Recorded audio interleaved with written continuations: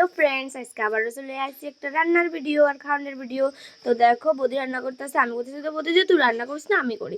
তারপরে দেখো ডিম ডিরে সিদ্ধ করে চুলা তেল গরম করে তেলের মধ্যে যাতে না ফুটে এর লেগে হলুদ আর লবণ দিয়া দিছি।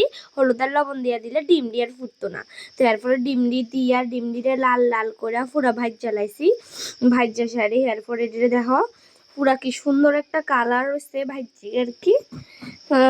আমি তেলের মধ্যে লবণ আর হলুদটা আগেই দিয়ে দিই, কারণ আমি জানি যে আগে দিয়ে দিলে কোনো সময়ই হইতো না, ফুটতো না। তারপর দেখো ডিম দিয়ে কি লাল লাল হয়েছে আর কালারটাও খুব ভালো হয়।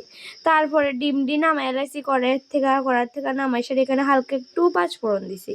পাঁচফোড়ন দিয়ে সেটা এরপরে এখানে বাটির মধ্যে মশলা বাটাইছি, পেঁয়াজ বাটা, আদা বাটা, তারপরে এখানে পরিমাণ মতো জিরা, নুন আর হলুদ গুঁড়া দিয়ে দিছি। দিয়ে এসে রেডি সবটি মিক্সড করে আলাইছি। আর কাঁচা লঙ্কা দিছি, আমরা গুঁড়া লঙ্কা বেশি খাই না, কাঁচা লঙ্কাই খাই।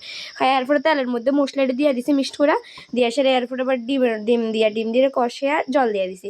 জল দিয়ে অনেকক্ষণ উতরাইছে, উতরানি হয়েছে। আর এরপরে এটির মধ্যে মশলা উপরে দিয়া ছড়াইয়া দিছি।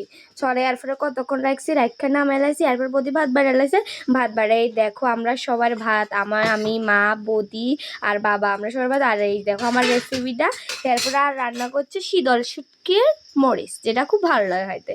তো আগে দিয়ে এটা দিয়ে খাইছি, দিয়ে না খুব ভালো হয়েছে। এরপরে এই যে ফাইনালি আমার ডিমের তরকারি চলে আসছে, এটি দিয়ে ভাত সবটিরে মাইখা তারপরে ডিমটা দিয়ে খাইছি। জাস্ট ওয়াও লাগছে, ওয়াও। কে কে আমরার মতো এমনভাবে খাও একটু জানাইও।